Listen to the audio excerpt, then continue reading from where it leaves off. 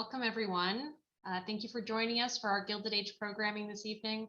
My name is Leslie Jones. I'm the Director of Museum Affairs and Chief Curator for the Preservation Society of Newport County. And we're glad you've continued with us on this journey as we study the Gilded Age by examining the work of women in the professional arts field during the period, with a focus on Violet Oakley, which our presenter is speaking about this evening. I should mention, if you are in Newport or from here or will be here soon, we'd like to acknowledge that our friends at the National Museum of American Illustration, located just down the street on 492 Bellevue Avenue, they too have examples of Oakley's work in their collection, and it is a must-see museum in Newport, so please make sure you be a patron of that museum if you're able to. Before we begin introductions, we hope you plan to join us for our next lecture, which is on Thursday, April 14th. This will feature Victoria Kastner. She's the historian of Hearst Castle in San Simeon, California, and the author of Julia Morgan, an intimate biography of the trailblazing architect, which will also be the subject of her talk. And Morgan was a prolific architect at the end of the Gilded Age, and Kastner will bring her private life to us in a new way with fascinating insights into her personal life and struggles, as well as her work. Registration for this lecture is already on our website, and it too will be on Zoom. And as a reminder for those who may be joining us again, and for those who are tuning in for the first time, we will have a Q&A portion at the end of the program. So please do enter your questions into the Q&A feature on Zoom. It's located just at the bottom of your screen. You can do so at any time, even while Dr. Van Hook is speaking, or while we're in the Q&A section, and we will get to as many questions as possible. So our speaker this evening, Dr. Bailey Van Hook, is a highly respected scholar in her field, focusing on American and European art of the late 19th and early 20th century. While we have examined other public works and commissions by male artists, Dr. Van Hook has worked tirelessly to bring the stories of female artists of equal prowess to the forefront of scholarship. And she is the Professor Emerita of Art History at Virginia Tech University. She received her bachelor's from Wellesley College, the BA in English, and her PhD from the City University of New York in art history. And we also just learned that prior to receiving her PhD, Dr. Van Hook spent a little time in Newport, even driving a cab for a summer. And her mother worked for the Preservation Society. So this is a wonderful work of fate bringing us all together. Her book, as I mentioned before, is Violet Oakley, An Artist's Life. It's a wonderful account of Oakley's life. I'm sure you'll all want to learn more after hearing from Dr. Van Hook tonight. So I will end it there, and please help me welcome Dr. Van Hook. Hello. Is my presentation visible? Am I visible? Not yet. Okay.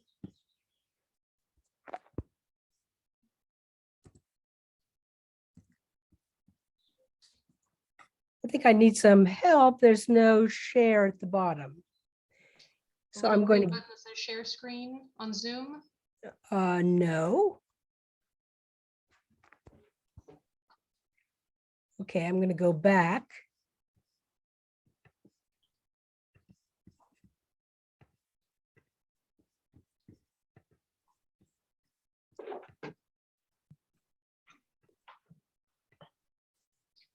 And you're in the Zoom feature, Bailey, is that correct?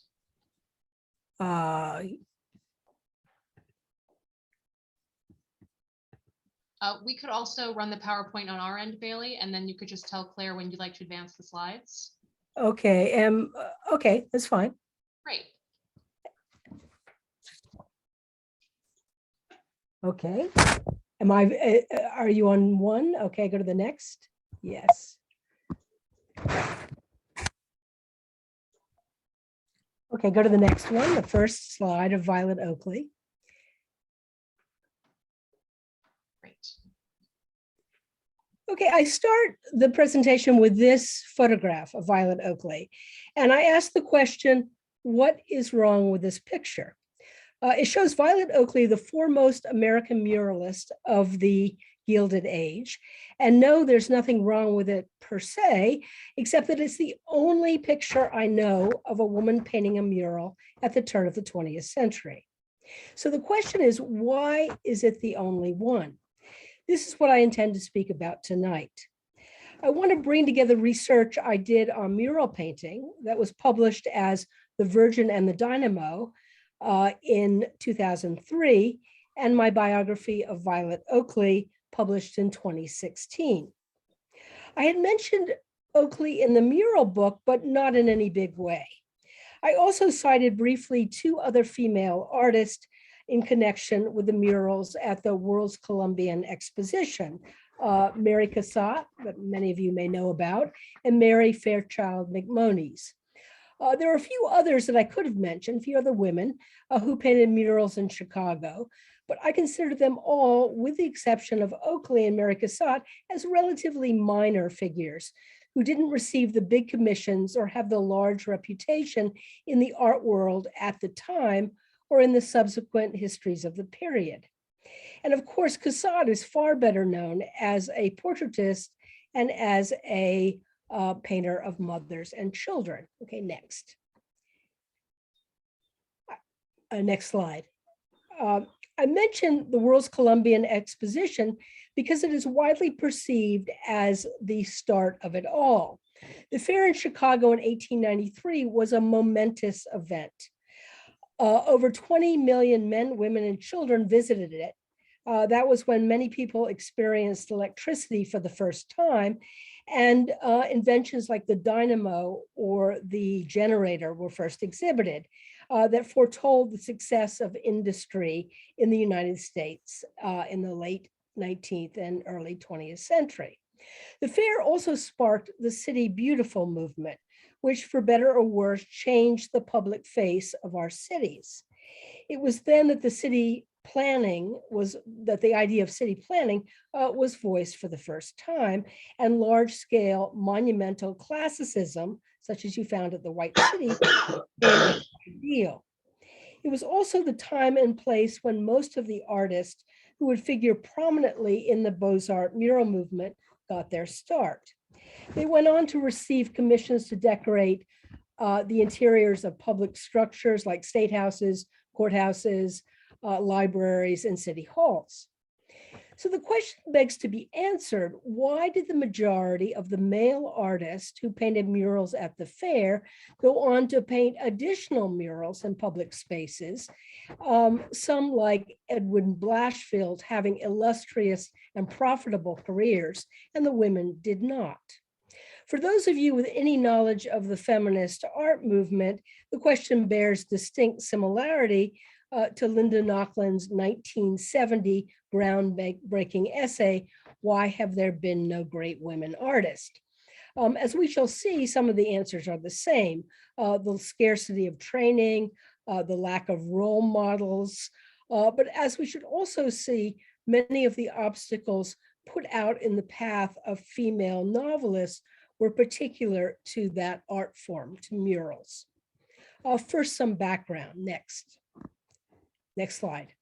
The Beaux-Arts mural movement really had its beginnings not in Chicago, but in Boston. Some of you may know this church is Trinity Church in Boston. In 1876, the architect Henry Hobson Richardson asked his friend John Lafarge, whose work is known to many of you in Newport, to decorate the huge barn-like interior that he had designed for the neo-Romanesque Trinity Church. Lafarge invited some younger, male artists. Many like Frank Millet and Will Lowe would feature prominently in the mural movement.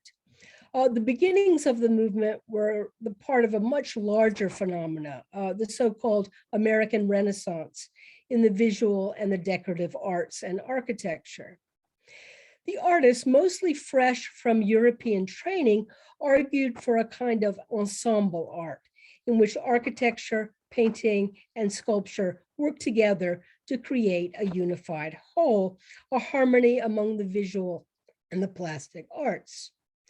This was the doctrine of the École des Beaux-Arts in Paris, where some of them had trained, hence the term Beaux-Arts for much of the art that was produced in the latter part of the 20th century. If they didn't actually attend the École des Beaux-Arts, they absorbed its principles in other independent ateliers, careful and often laborious preparation, heavy reliance on the example of the past, and the use of a classical vocabulary of form and content. Next slide.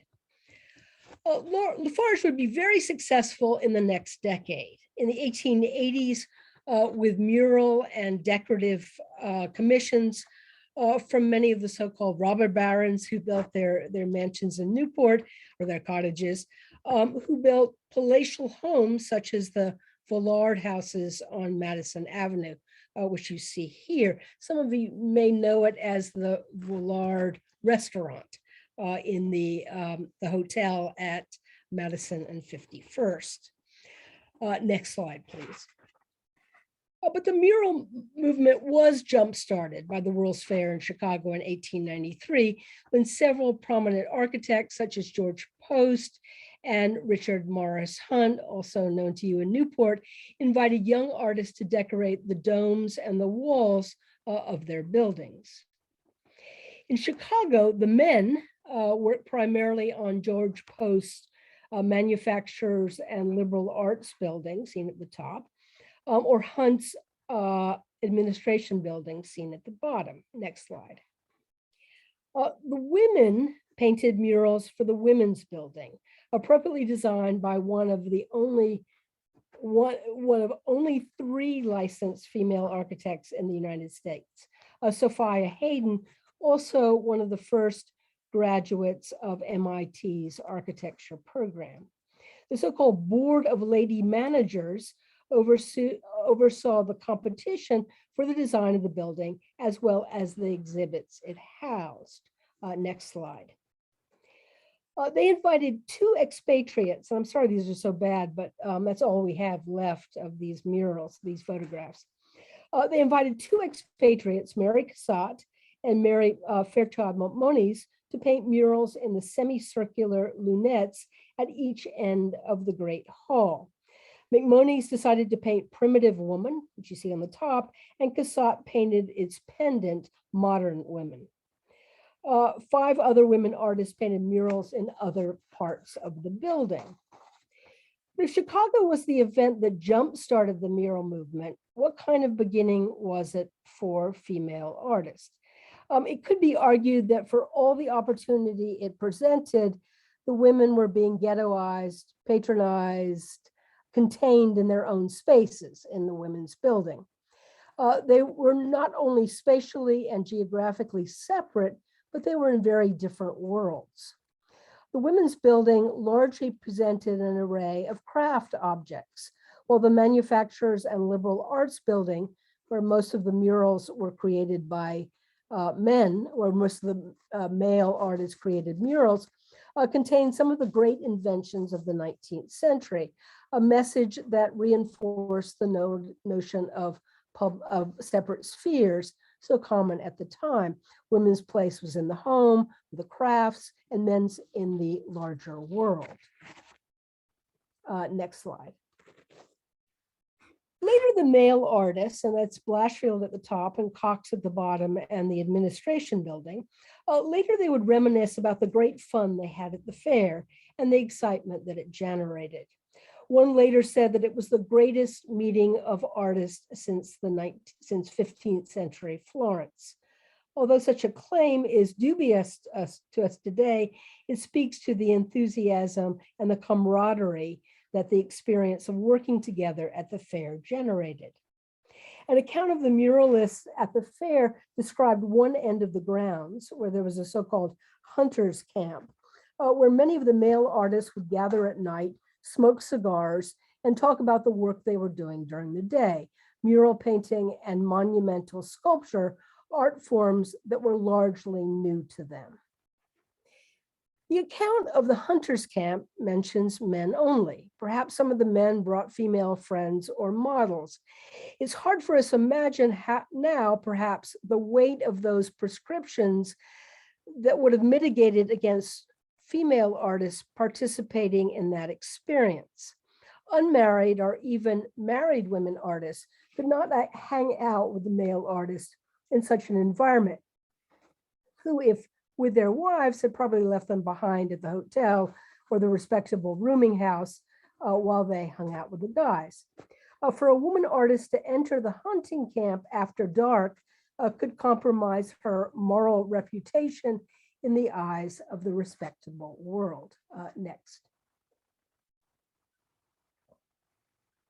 The male artist emerged from the fair with fresh ideas, lifelong friends, and exciting prospects. Edward Simmons soon received the commission to paint murals for the criminal courts in New York.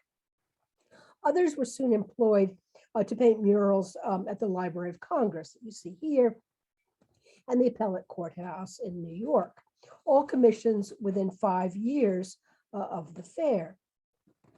The men were among the prominent founders of the Municipal Art Society and the National Society of Mural Painters, both formed in 1895 in the flush of enthusiasm coming out of Chicago. The history of the major projects in the next 10 years includes none of the women who got their start at the World's Fair. Indeed, before 1914, only 2 women were elected to membership in the National Society of Mural Painters, Violet Oakley and Ella Condé Lamb, the wife of the muralist Charles Lamb. Of the women who painted murals at the fair, Cassatt and McMonnies were resident in France and far from the artistic cliques that often determine the choice of mural painters. The 5 other women from the fair never received another major commission, pursuing smaller scale projects. Next slide. Here I make my bow to Linda Knocklen and her pioneering "Why Have There Been No Great Women Artists?" Knocklen insisted that the reasons were more institutional than individual, and she answered her own question most forcefully in the matter of training. Although many women in the middle and upper classes were trained in the female accomplishments of drawing and embroidery, professional training was quite another matter. And professional training was largely based on the study of the figure, more particularly plaster cast, as you see here at the National Academy of Design, or the nude or the undraped figure. In terms of my subject tonight, this obstacle to women artists was aggravated by the fact that the mural movement, was largely figural. You had to learn anatomy, and you had to practice drawing and painting from the plaster cast and from life in order to learn to construct the figure accurately, especially if the figures had to carry from hundreds of feet away when miscalculations would be magnified as a result. Training in the figure was what was most difficult for women to achieve.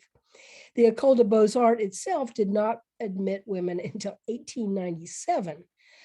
There were independent ateliers in Paris, most notably the Académie Julienne, which admitted women from the 1870s. Their female students got the training in painting from the life, as it was called, and drawing from life also, but in segregated classes. Their female models may have been nude, but male models definitely were not. Next slide. In the United States, the situation was much the same. The National Academy of Design was founded in 1826, but only held its first life drawing class for women in 1871. Women had to wait until 1914 for an anatomy class. Life classes were not mixed until the early 1930s. In Philadelphia, at the Pennsylvania Academy of the Fine Arts, as you see here, it was only slightly better. By 1860, women there had been attending antique classes and anatomy lectures, but they had to wait until 1868 for a ladies' life class. And of course, the model was female. It would be another 9 years before they were allowed to draw the male model, and he was, of course, not nude. Thomas Eakins tried to change all that, but the opposition he faced can give you a sense of the obstacles he and his female students had. In a letter written to a director of the Academy in 1882, an irate mother wrote, would you be willing to take a young daughter of your own into the Academy life class to the study of the nude figure of a woman whom you would shudder to have sit in your parlor clothed and converse with your daughter? She goes on to say, does it pay for a young lady of a refined, godly household to be urged as the only way of obtaining knowledge of the true art to enter a class where every feeling of maidenly delicacy is violated, where she becomes so familiar with the persons of degraded woman and the sight of nude males that no possible art can restore her lost treasures of chaste and delicate thoughts, unquote. And of course, as many of you know, Akins was fired for removing the loincloth of a male model in a female life class. This letter, although its rhetoric is overheated, is typical of the passion that accompanied the question of female students in life class and that denied women access to professionalism. If it was through artistic objectivity and almost scientific detachment toward physical anatomy that artists learned their craft, then maidenly squeamishness toward the nude was an insurmountable barrier to professionalism. And to back up a bit, if a young woman outside of the major cities, read Boston, Philadelphia, New York, Chicago, wanted to be an artist, how did that happen? If the person was male, he might have worked and saved money, or perhaps attracted a patron and moved to one of those centers to receive training. But to just get on a train and go, unsupervised and unchaperoned, was a far more difficult, near impossible proposition for an upper or middle class woman. A young woman would be considered prey to the evils of the city, a potential victim, not mistress of her own fate. There were few precedents, or in a modern parlance, role models, certainly none widely cited. It would have taken more than considerable talent, intelligence, courage, and chutzpah to attempt it. Only money, usually from a father or a brother, could give a woman the luxury of pursuing her artistic ambitions, as it did Mary Cassatt. But more importantly, it could give her society's permission to go out on her own. A young woman with money in the bank for a year or two of study, that money enabling her to live in a respectable rooming house and neighborhood, sharing accommodations with the right kind of woman, without the economic insecurity that supposedly led middle-class women astray to mix with the lower classes of work and immigrant labor, to perhaps even sink into prostitution. It would be slightly easier if she had a family friend, family member to accompany her, as Mary Cassatt also did, who could share the rooming house or get an apartment, and so begin her training. Knocklen found that overwhelmingly before the 19th century, most professional women artists were the daughters, wives, or sisters of male professionals. In other words, they could obtain their training at home in the studios of their male relatives. Even if the women succeeded in getting the necessary training, they still had to deal with societal attitudes, with the notion of separate spheres that prescribe women's place in the home and not outside in the sphere of artistic competition, critical discourse, professional associations, and commercial dealings. And where were the role models? Where were the women who gave them the idea of a successful woman artist? In the United States, there was Cecilia Beaux, a portrait painter, Harriet Sartain, who ran an art school for women in Philadelphia, as well as the expatriate Mary Cassatt. Among the hundreds of male artists, these were not many. And very importantly, most of those women who were most successful did not marry. A high majority of male artists were married, and their wives ran their home and raised their children. But how could a woman artist be both a professional and a wife and a mother? The impossibility of combining both meant that most women gave up their art when they got married, unless, like Berthe Morisot, who married Edward Manet's brother, they had exceptionally supportive husbands. Next. The artist whose biography I have written, Violet Oakley, was in many respects the exception that proves the rule. Oakley, born in 1874, was younger than most of the artists at the world's Colombian Exposition, and so really part of the second generation of Beaux-Arts muralists. And she did have role models. She came from a family of artists. Both her grandfathers were members of the prestigious National Academy of Design, but more importantly, her mother and her aunts were painters, although there was a mixed message there. Her mother had had a private portrait studio before her marriage, only to give it up when she married.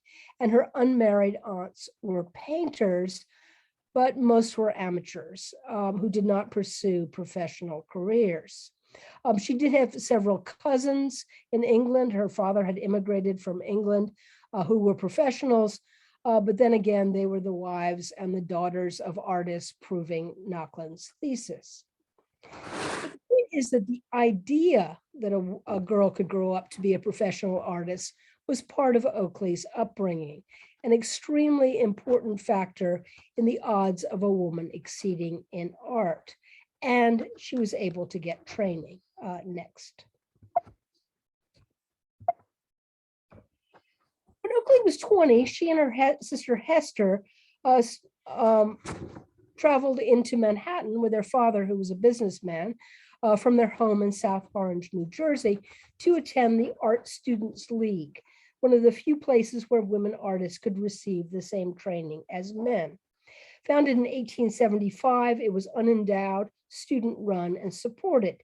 It admitted women artists on an equal basis with men, and women even served on its governing board. Life drawing classes, however, were still segregated. But its contemporary liberal attitude attracted many female students. Need I say, though, that even though many of the students were female, the teachers were all male. The first female teacher was not hired until the late 1890s. Oakley was also part of a sea change when women, encouraged by the gradually changing art schools, were entering the field in increasing numbers. As Kirsten Swift notes in her important book, Painting Professionals, the 1890 census listed 11,000 women artists, sculptors, and teachers, where there had only been 414 20 years before. In 1890, there was a sense of optimism that women artists could receive the training and make strides in the professional art world, still dominated by men. Next slide. Oakley's family went abroad briefly, and Violet and her sister Hester studied for a few months in Paris at the Académie Montparnasse, one of those independent ateliers that admitted women. But they could not afford to go in the direction of most of their classmates, following a slow process of gaining recognition through exhibitions, critical notice, and gradually increasing commissions. Oakley's father, the businessman, had had a nervous breakdown, probably the result of the financial losses of the Panic of 1893. This was a bad turn of events for the family, but one without which Oakley perhaps would never have become a professional, but remain the amateur that her aunts had been. But she suddenly lost the comfortable home, an atmosphere that she had been raised in, and she and her sister were forced to support their parents. Next slide, please. Oakley had to make money fast, and she decided to study illustration. She, along with her family, moved to Philadelphia, and she took classes with the famous illustrator Howard Pyle, seen here with one of his illustrations. He was also the teacher of N.C. Wyeth and Maxfield Parrish. She soon became a magazine and book illustrator, a field increasingly open to women since it did not have the cachet, I think, or status of easel painting. Next slide. In 3 years, Oakley had established a decent reputation, doing covers for such periodicals as Century and Collier's and illustrating numerous books and short stories. Then she had some lucky breaks, effectively entering the mural movement through the back door. Carol Coleman, the director of a firm specializing in stained glass, admired the flat decorative style, very, very influenced by Art Nouveau, I think, in Paris, of her illustrations and commissioned her to do a window on spec. Next, please. This is All Angels Church. She got the commission there. It's on the west side of Manhattan. It's been torn down, or the original was torn down, which is why the picture is so bad. It's just from a postcard. She received a commission for stained glass windows, a mosaic altarpiece, and an elaborate mural of the heavenly host with over 100 figures. The entire commission took almost 2 years to complete, but it was favorably reviewed and attracted a fair amount of press attention, given the young age and the relative inexperience of the artist. Next slide.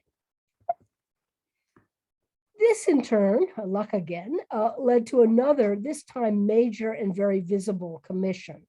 A year later, Joseph Huston, recently chosen as the architect of the Pennsylvania state capitol, asked Oakley to decorate the governor's reception room, seen there on the lower right.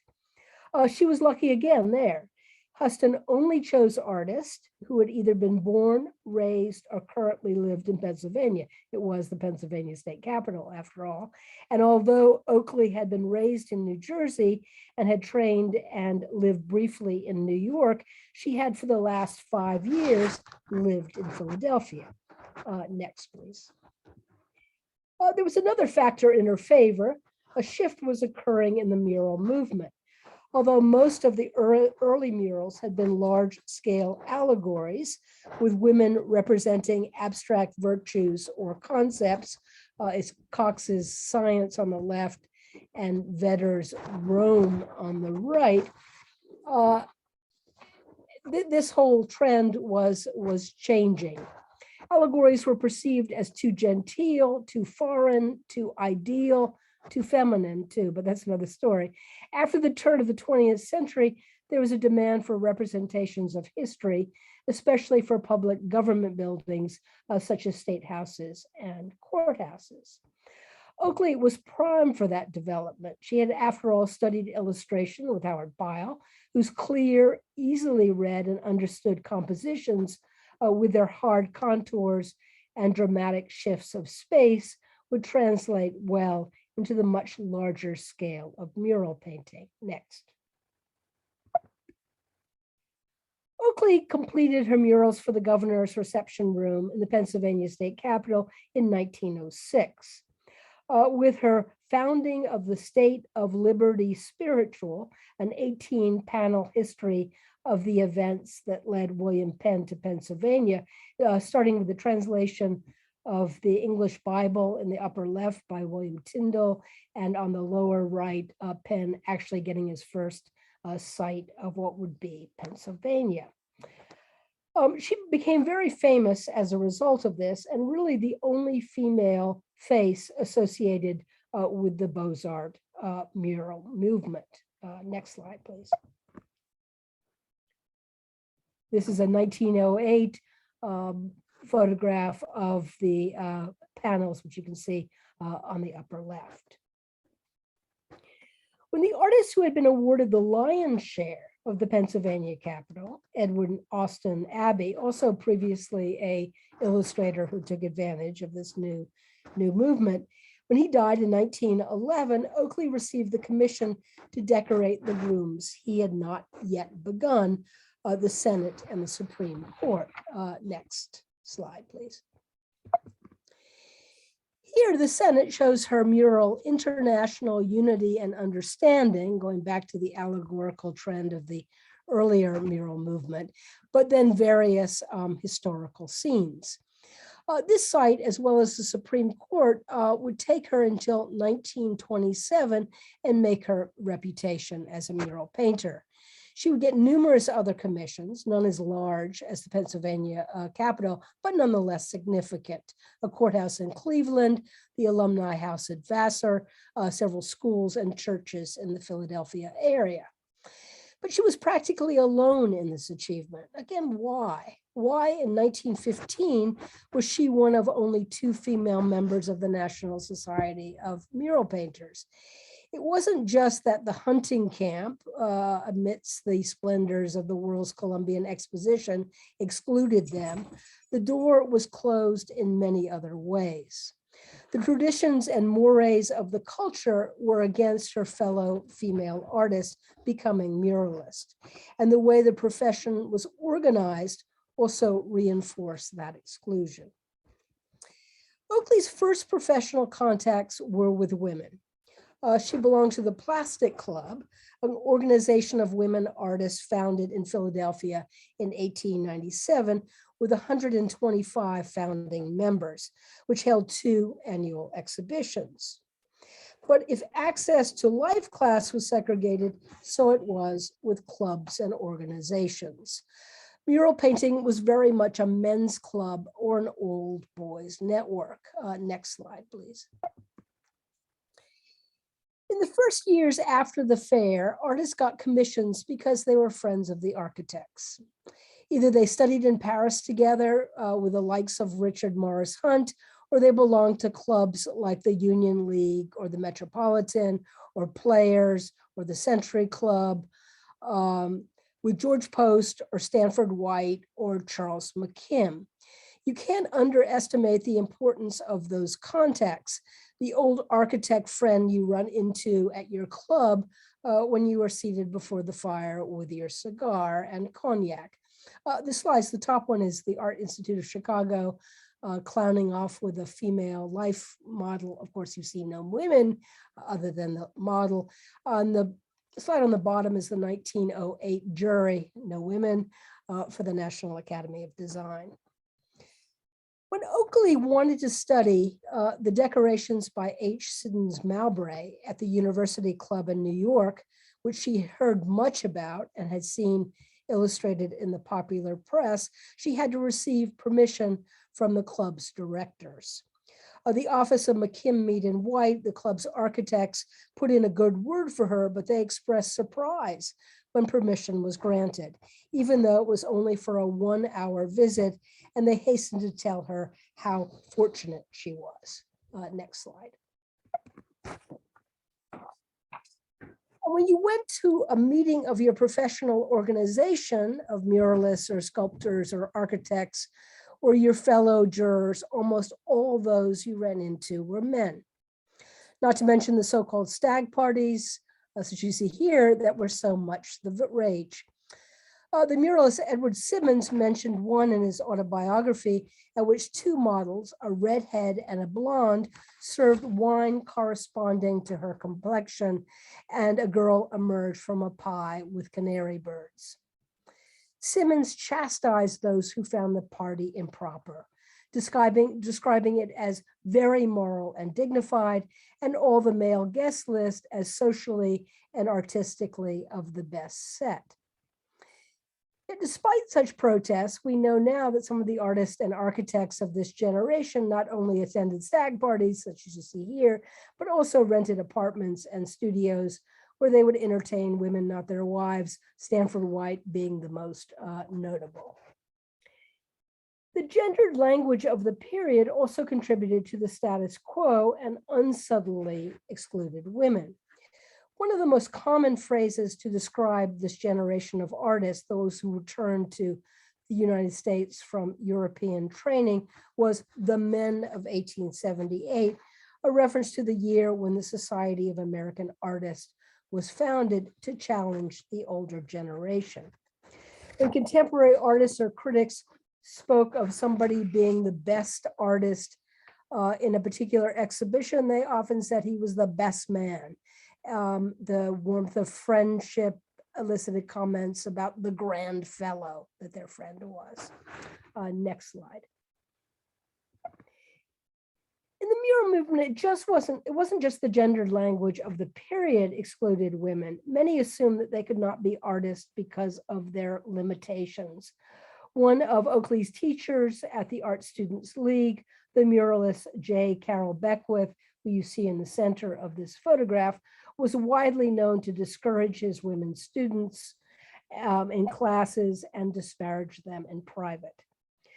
Muralist Simmons bluntly said, "No genius is or has ever been a woman," and pointed out that women take up art either as a pastime or a passion. St. Gaudens, the sculptor who worked at Trinity Church and taught at the Art Students League for many years, said, "I noted what others before me have discovered, that unquestionably women learn more rapidly than men, but that subsequently men gain in strength and proceed, whereas women remain, making little progress." Even Louise Cox, the wife of muralist Kenyon Cox and an art student in the 1890s, wrote of the ways in which academic study registered as masculine. Quote, "Rigorous preparation, rationalized training, and demanding instruction seem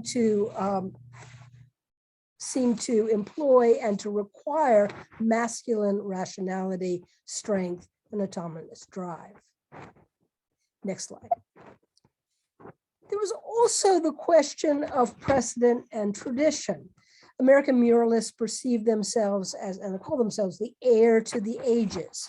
Their predecessors in the great tradition of mural painting were the decorators of the epic tradition: Michelangelo, Raphael, Veronese, even the 19th century Frenchmen Baudelaire and Puvis.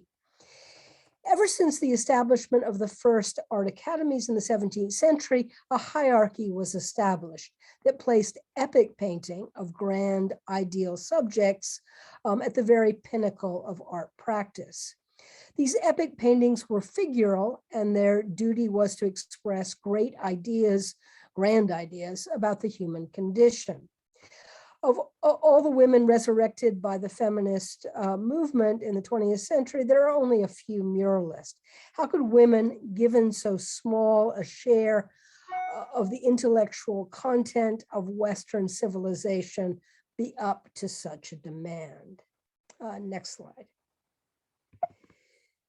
But the particular context surrounding mural painting also worked against them. I spoke of the American Renaissance as encouraging the union of arts, an ensemble of architecture, sculpture, and painting. This again is Joseph Huston and the Pennsylvania State Capitol. But the relationship of the three arts was seldom equal. Architecture was always the dominant partner in its relationship, since the choice of architect preceded decisions about pictorial and sculptural decoration. Early on, the architects usually directed the choice of whether or not to have mural painting and who to hire. The more famous the architect, the more choice he was given or took on the question of who was commissioned to do mural work. It was typical to have his choice rubber stamped by the committees nominally in charge. Voicing the gendered power relations of the period, critic Charles Caffin explained the relationship of architecture to painting as a man to his wife. This might seem to have encouraged women artists, but apparently it did not. The maleness of the architect was also signified by the energetic role constructed for him in the United States during the Gilded Age. He was a mover and a shaker, a force behind the monumental buildings of the age, brother to engineer and entrepreneur. As the movement developed and grew, there was more likely to be a board of commissioners who had significant say over who was chosen. These commissioners were invariably the elites of the area, the businessmen who had a share in the economic success that was to be symbolically represented in a grand building.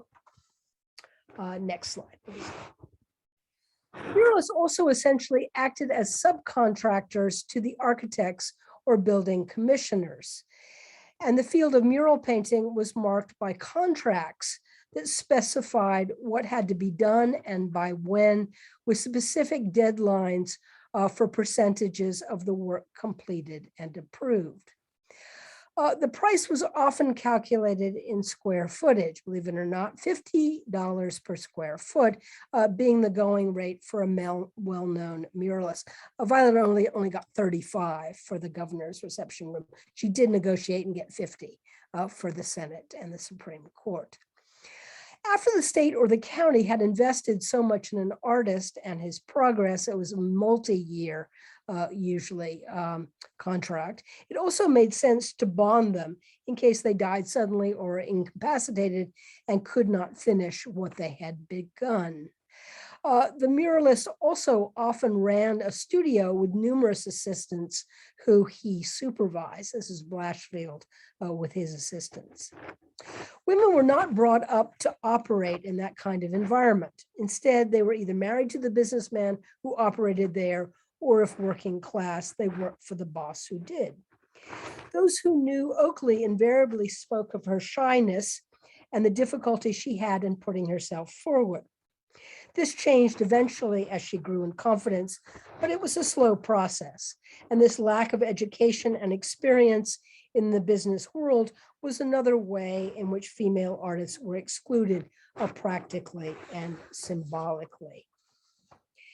And furthermore, overwhelmingly at the turn of the 20th century, upper and middle class women were wives and mothers first who worked at home while their husbands labored outside the home.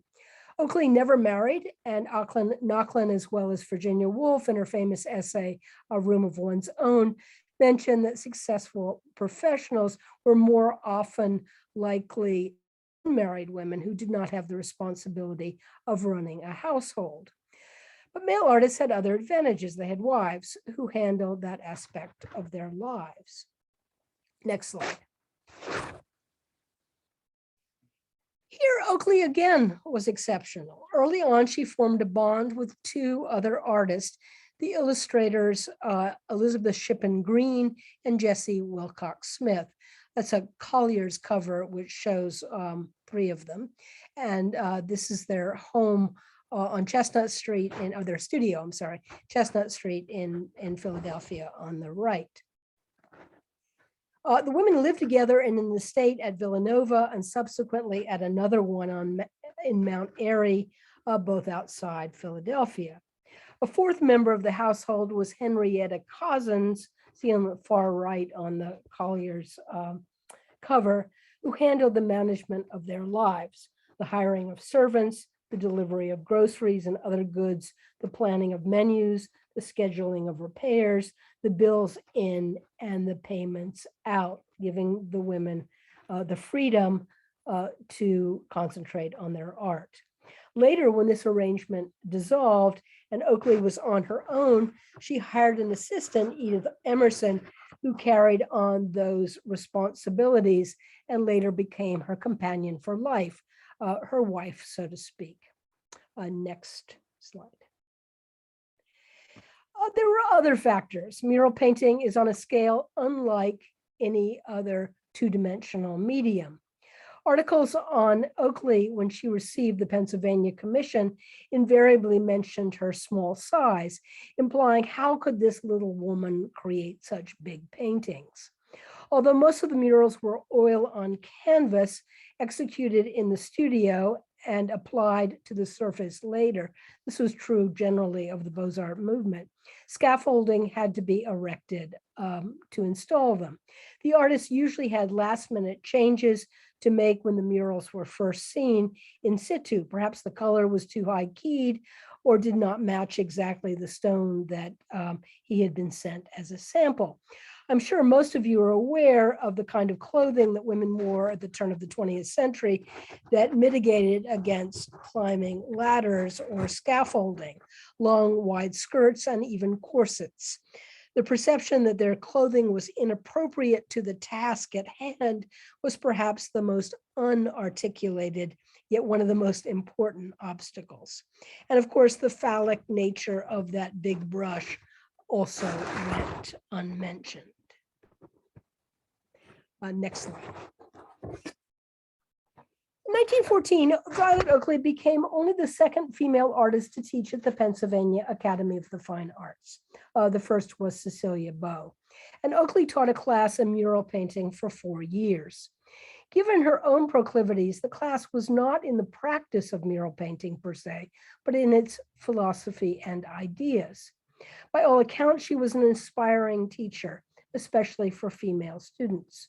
But ironically, the decade in which she hoped to train another generation of female muralists was the one in which commissions for such murals declined.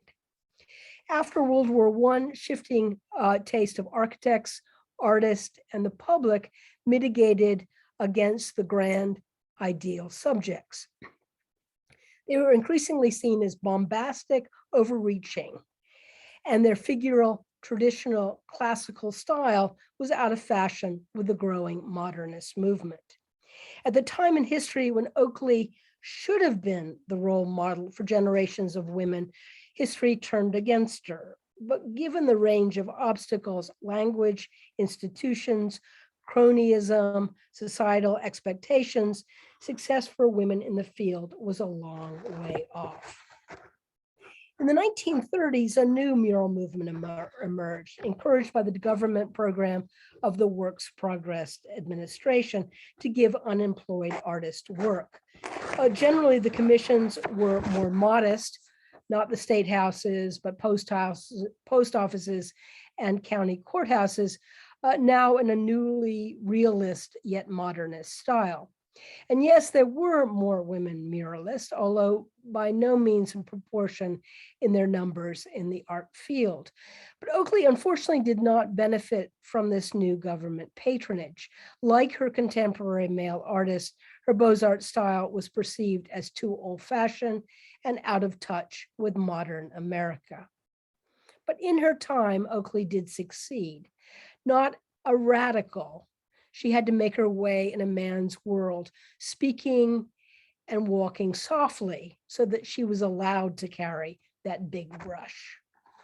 Thank you. Thank you so much, Bailey. That was so great. I certainly learned a lot. I know we have some great questions coming in too from our audience who learned a great deal too. As a reminder, if you have a question for Dr. Van Hook, please put it in the Q&A feature here on Zoom and we will get to as many as possible. One of the first questions we received is, would you say that the arts and crafts movement opened the door for female artists? The person with the question is thinking of Eloise Rohrbach, editor of the Craftsman magazine, New Compottery, Julia Morgan, who's a person we're going to be discussing soon. So your thoughts on that? I think so, definitely. I mean, the arts and crafts movement predated to a certain extent the movement that I'm talking about. But I think also it also served in a way to segregate women further into craft fields. That was considered something that was perfectly appropriate for a woman to do. And I guess, you know, there were always fewer women in painting and sculpture, and definitely in monumental painting and sculpture. So yes, it was a precedent, but no, I don't think in any kind of large way. That's very interesting, actually, relegating women to the idea of painting on china, perhaps, but not murals. Yes. That's very interesting. I would say that Mary Fenton Roberts, who was the editor of the Craftsman for a while, wrote a very important article on actually on Oakley and the large scale, she did this after murals, but the large scale work that she did with, I suddenly can't remember the name, the pageants that she did. So her work was visible in the Craftsman in that periodical. Well, it seems Violet was very fortunate, as you mentioned, prior to, of course, her father losing their fortune. Is it safe to say that women who wanted to become artists needed to be women of privilege as well? or were there opportunities for sponsorship or scholarship to pursue these studies? I think in most cases, yes, unfortunately, that was true. They had to, as I mentioned, they had to have the money in order to pursue that path. I mean, however, most of the models in the art schools came from the working class. So there was that dichotomy there, definitely. Definitely a class difference between the two. And also a race difference as well, I'm sure. Definitely a Very race much a white difference, definitely. person's profession. We have a lot of people asking, outside of course, what we mentioned, the National Museum of American Illustration, where else can we still see extant work of Oakley's? Well, the Pennsylvania State Capitol is a great place to go to see her work. Also, as I said, she did in Cleveland, she did a courthouse in Philadelphia. There is, she did a couple of churches, one in Germantown, which is right outside of Philadelphia. She did a whole series called Women of the Bible, which was a very late commission. She didn't die until 1961. And she did the Women of the Bible for the First Presbyterian Church in Germantown. And that was, I think, 1948, 49, so pretty late for her. That's interesting. She continued to work. Unfortunately, as I said, the fashion for murals, it definitely changed to much more of a modernist kind of orientation. And she had a hard time financially in the latter part of her life because her work wasn't in as much demand. I didn't mention she was a Christian Scientist, and I don't know if the Museum of Illustration has any of those, but she did a number of illustrations for the Christian Science Monitor in the 1930s. But ironically, she was paid about the same amount that she was paid for those earlier illustrations in the 1890s. So, I mean, she did have a hard time. It was not an easy path that she had chosen. Well, and this may be a data point that you're not familiar with, but it's a good question. Is there tended to be a trend of more male murals created that are extant rather than female murals? Do you know, with just the general history of indoor architectural murals, do we see more male murals preserved rather than murals created by female artists? I think you generally say that. I think you definitely could. It was interesting when I was doing the mural book.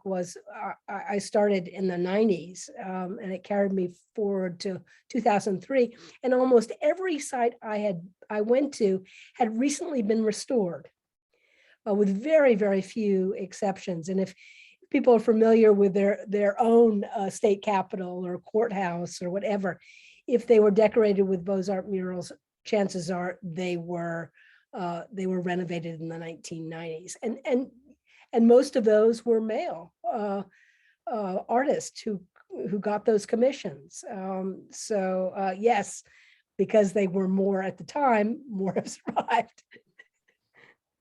And could you speak to the medium that Violet was most frequently using in her large-scale murals as well as her illustrations? Almost all of these were the murals were oil on canvas, as I mentioned. There are very few. There are a couple of frescoes, there are a couple of mosaics, but I'd say 99% were oil on canvas, and they were attached to the walls with white lead. Mm-hmm. Not good, I don't think. But they were done in the studio, and then they were moved to whatever the location. And as I said, usually they would get samples. The architect would give them drawings and so on, so they had a sense of the proportions and so on before they did it. She started doing illustrations in the 1890s, and the 1890s was a very pivotal time in the field of American illustration, because no longer did you have wood engraving, which you had throughout the previous 19th century. Instead, you had a photographic method of duplication, of reproduction. So an artist didn't have their work transferred to illustration through another artist who engraved their painting. It was a photo duplication. They could actually do a watercolor or do it in just about any medium, because it was then transferred mechanically that way to the magazine or book or whatever. That's a really important point, in that that's a big, as you mentioned, a pivotal turn in terms of how work was reproduced. So that makes perfect sense.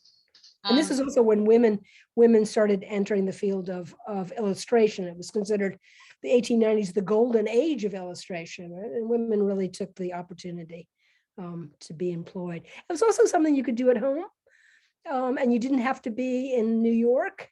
You could get your assignment from an art editor.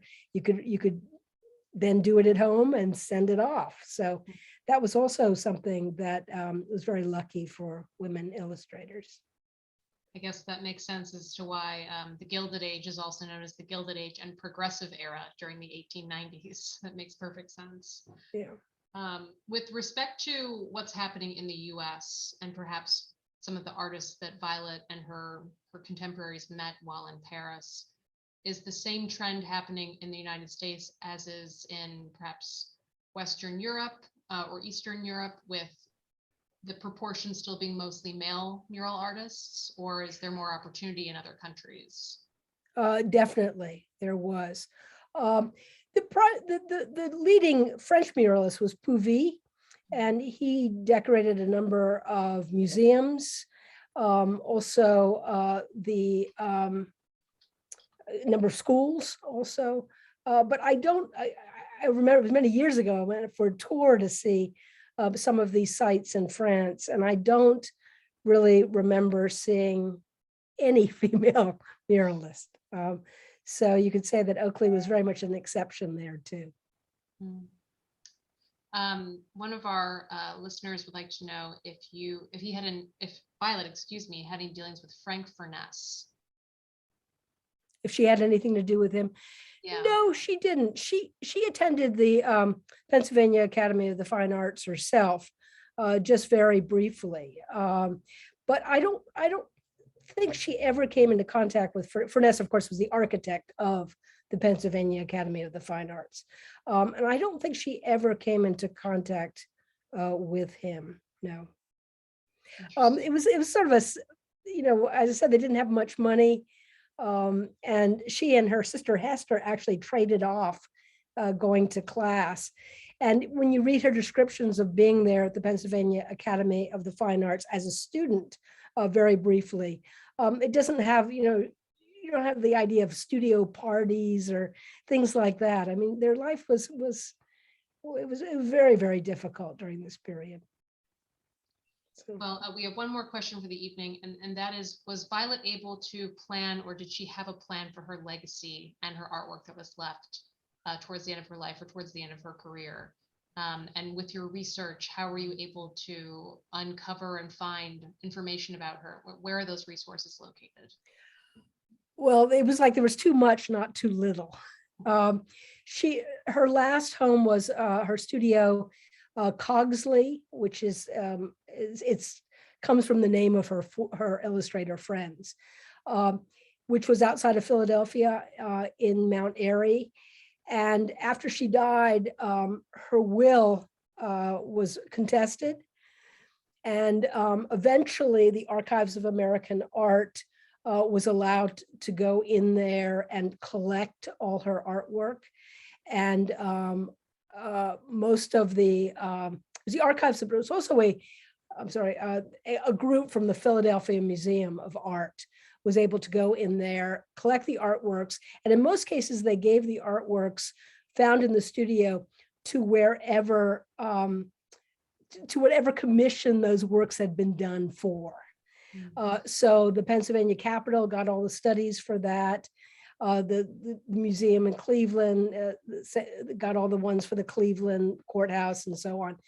But then this group of people including Pat Lycus, who's still writing about Violet Oakley, also did an incredible job really listing all the artworks.